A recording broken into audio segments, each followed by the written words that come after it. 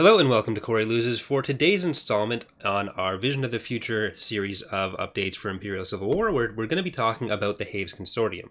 So in this series of news posts, we've been looking at what's to come for the mod in the long term.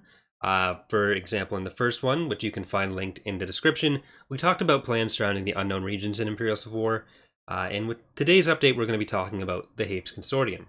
So this is the next playable faction that's coming to both Imperial Civil War and Ascendancy, so we're going to talk a little bit about both mods.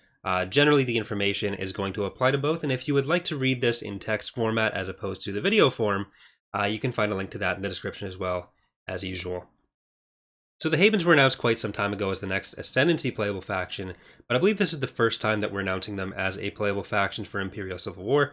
That's going to be coming in 2.4 for ICW, and in 1.2 for Ascendancy. So the update that we're currently working on is 2.3. That's going to have the Corporate Sector Authority, and then after that we're going to be moving on to work on the Hapens, as well as some other background galactic mechanics, which we'll talk about in their own update.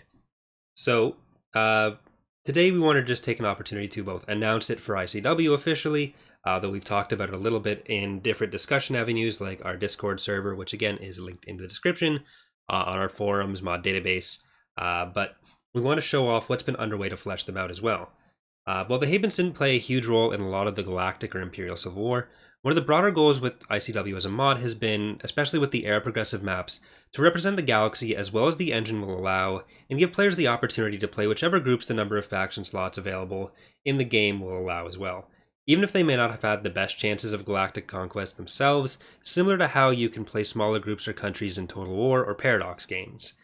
Because we only do have so many slots to work with before the game starts either crashing or having a higher chance of crashing, we're trying to focus on future editions being as unique as they can, as opposed to piling on other factions which are essentially Imperial ship sets under a new name, which will usually still be represented on appropriate planets, along with some of the other smaller groups in the galaxy, included under the Amalgamated Independent Forces label, which in 2.2 is just a generic warlord group.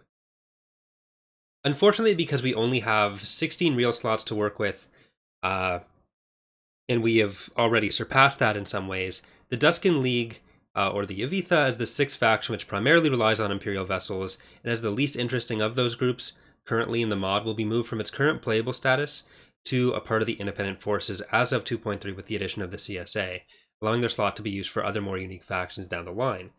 The Havens, for their part, provide a few interesting challenges with development. Well, there are other ships that get named in the later books, for example, Stella frigates and beta cruisers. And while the Hapen fleet is described by a Solder as including thousands of ships, only the iconic Battle Dragon, Nova Cruiser, Myto Fighter, and Bomber ever get depicted properly in Legends, along, of course, with the Mobile Palace Star Home. So rather than just keep them on such a restricted unit list, we're fleshing them out much like we've done with the Empire of the Hand, taking the approach that the Battle Dragon also serves as a designation similar to Star Destroyer for the Empire. There would be varying types of battle dragons in service to the Hapen fleets, with the standard battle dragon now called the Hapes class battle dragon.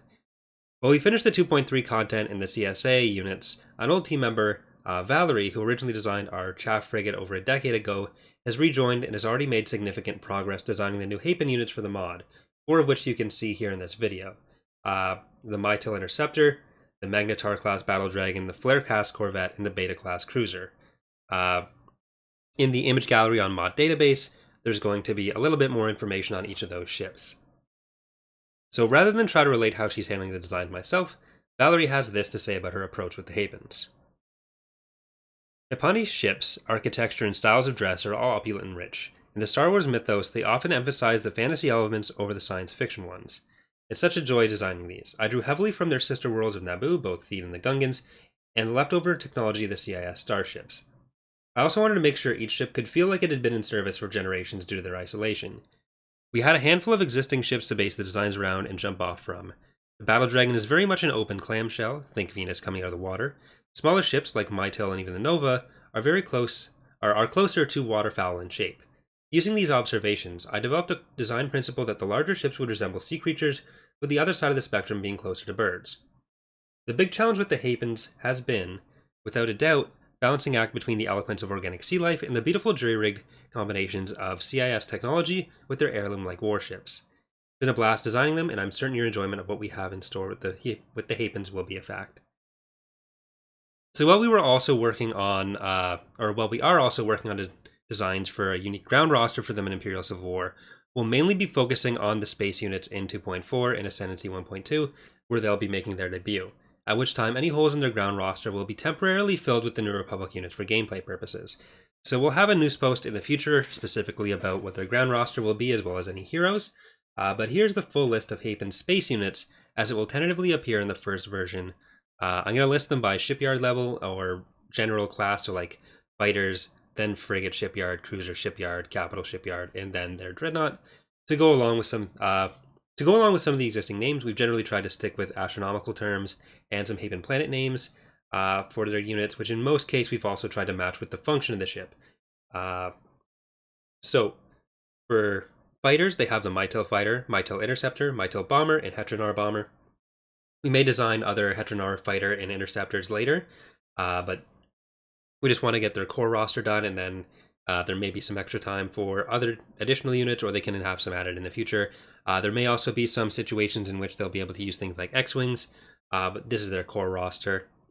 So next we have the frigates, so Nova, Beta, the Express class ambassadorial shuttle, which is only going to be an Ascendancy as their diplomatic unit. Then you have the Stella class, the Flare and the Ray. So the Flare and the Beta have both been cycling through this video. Then you have their cruisers, which will be things like the Hapen Battle Dragon, the Alonji class Battle Dragon, Cheruba class, and Terraphon class. Then for their capital ships, you have the Magnetar class Battle Dragon, which is again in this video, the Corona class, the Neutron class, the Pulsar class, and the Mist class. And finally, you have the Accretion class Dreadnought, which will be their version of an SSD. It'll be closer to a Bellator, or somewhere between a Praetor and a Bellator in size. They're not going to have a lot of huge ships. They're going to have more of a focus on cruisers and having large amounts of those ships. Kind of like the classic Hapen wall of battle dragons firing their very inaccurate weapons. So a lot of upfront damage, a lot of ion damage, less sustained damage unless they can get through their multiple cycles of their upfront damage. So, like I said, some of those classes are either referenced in canon or are fully developed in canon, like the Hapes or Nova class. The Mytel fighter and bomber are canon. The Heteronar bomber is a canon class name. It just never gets depicted anywhere. Same with the Express, the Stella, and the Beta. The other ones are where we've come up with our own units to flesh it out, and we're also going to be applying designs to the things that never get their own designs. But in general, it's the same design principle as the Empire of the Hand, where we're trying to figure out what would be reasonable for them to have, what would they likely have had the Hapens received a bit more attention in the expanded universe source materials, and trying to not stray from that too much. So, much like the CSA, the Hapens will be a smaller faction with a more limited hero pool. So while they get some of the smaller DCs where they're going to be at less of a disadvantage against larger powers, so things like the Hunt for Zinj, or there's going to be a return of the End of the Cluster Galactic Conquest map, where it'll be the Hapens, Imperials, and New Republic, and then they'll all be on roughly equal footing, but it'll be a much smaller DC. In the Air Progressive, they're likely to face a fair bit of an uphill battle. So it'll be probably more oriented towards more experienced players as a faction, though if other people want to try it and put it on easy, they should still have, hopefully, a good time with it.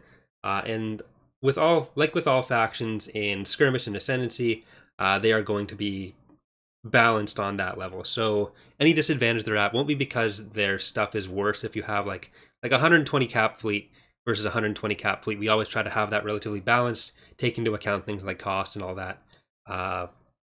But with Ascendancy especially, where it's all the starting forces are, you get one planet and then you expand from there. So tactical balance and that kind of thing is always going to be a focus. We're also hoping both of them and other factions to continue working our way into each faction providing unique mechanics and playstyles with both their ships and galactic management, which is something we're going to start talking about a bit later with 2.4. So different galactic government types, like having the New Republic take advantage of a Senate mechanic. There's going to be an Imperial legitimacy mechanic. Just some extra stuff to make each faction feel like they are doing their own thing, instead of just being a different ship set. So we hope you've enjoyed this early look at what's going to be going on with the more regal side of the Star Wars galaxy, because the next Vision of the Future post we're going to be doing will be a little bit slimier. So until then, if you would like to see how development is progressing at any point, I do preview playthroughs on this channel. pretty much all the time. Right now we're doing the CSA playthrough, and we're going to be starting some Fall of the Republic playthroughs pretty soon. So if you'd like to see any of that, you can subscribe to the channel. Hopefully we'll be able to start the Fall of the Republic previews in March, and we'll probably be doing an Imperial playthrough in ICW after the CSA one. We also have a Discord server that I mentioned earlier, which is shared between this channel as well as the Imperial Civil War mod, or all the Thrawn's Revenge mods, which is usually the main discussion hub for the mod these days. So you can look in the description for that if you'd like to join that. But thanks for watching, everyone, and hope you're looking forward to all the changes. See you next time.